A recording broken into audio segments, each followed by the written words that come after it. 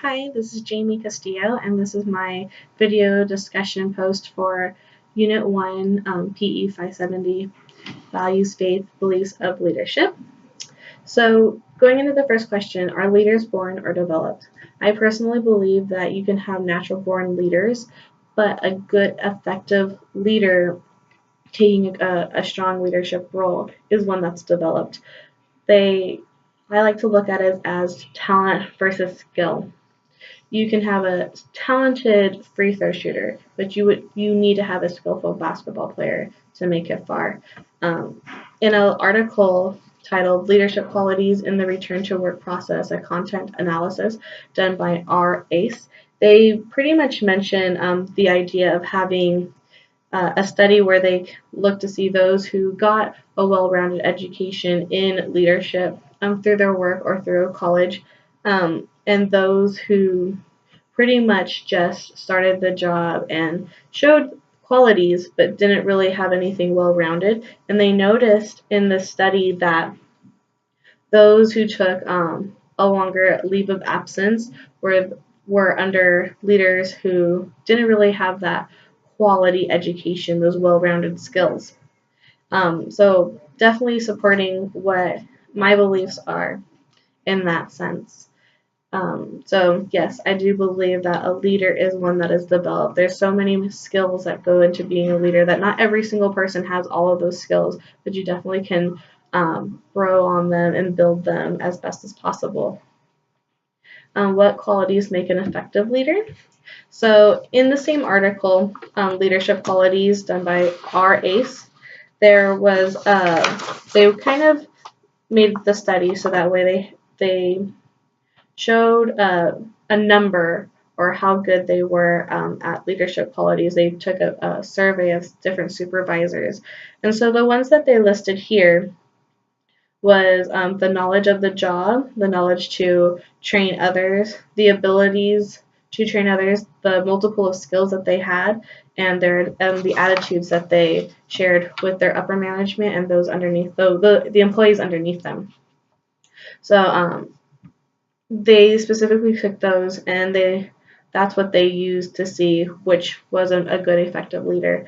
And in my opinion, you need to have the ability to have interpersonal relationship, which goes directly to their attitude towards their employees.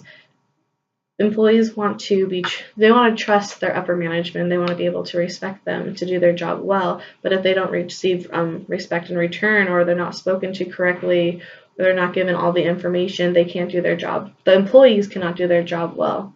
So a leader needs to be able to train, to communicate, to have those speaking habits towards their employees in that relationship.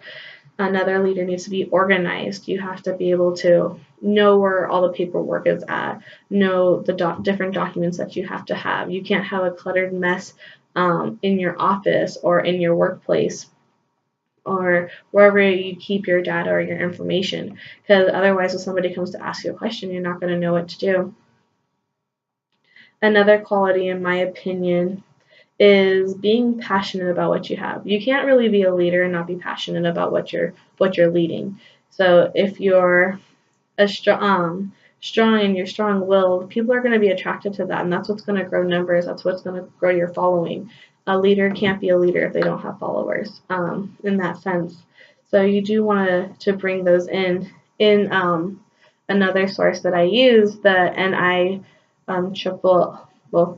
NIAAA Guide to Interscholastic Athletic Administration, done by M. Blackburn, the required text that we have for this class.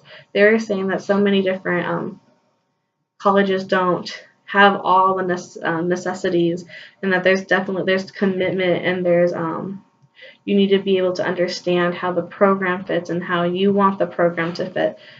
So that book and article itself was very strong in saying that you needed to really build upon everything. And lastly was what impact does your values, faith, and belief have on your team and your coaching? I'm fortunate, and I am fortunate enough to work for the YMCA. So it's a little background for those who don't really know. It was a Christian-founded organization.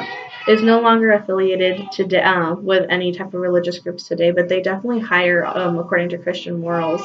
So I feel like a leader who needs to show kindness to their followers or to whoever the society that they're trying to lead or govern, or however you want to put it, they have to show kindness and forgiveness, and they have to know the different needs and the wants. And for my faith and my belief, I definitely try to strive for those Christian morals. I see that in my kids, the need is to express sportsmanship as well as teamwork. We're a swim team, so it's not really a team effort in most of the races, but we definitely show teamwork at my practice.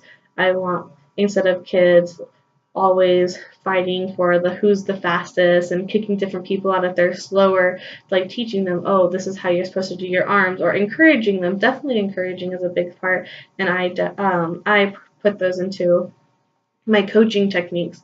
Now, as a leader myself, for a head coach position for the YMCA, I personally feel that I have 2 assistant coaches underneath me, and I need to be a role model for them, and I need to show them kindness and be understanding. All of us have different points of views, and we definitely don't, neither of us are going to agree with each other at the same time all the time. So I have to be open-minded, understanding that I'm not always right, and their needs and their wants need to be heard when we're voicing those different opinions. So again, those were my ideas and how I felt about them. I am going to cite the sources in the discussion group, in the text, and as well as the YouTube video if you open it there as well. Again, so leader, I believe that they're developed qualities of an effective leader, the speaking, public speaking, and interpersonal relationships, being organized, knowing your job, and what impacts does my faith have on my teachings is showing the sportsmanship, showing that winning's not everything, and you want to, as a team, in order to grow individually, you have to grow as a team. We grow together, and that's how everything should be. So I look forward to hearing your feedback, and I hope you guys all have a great day.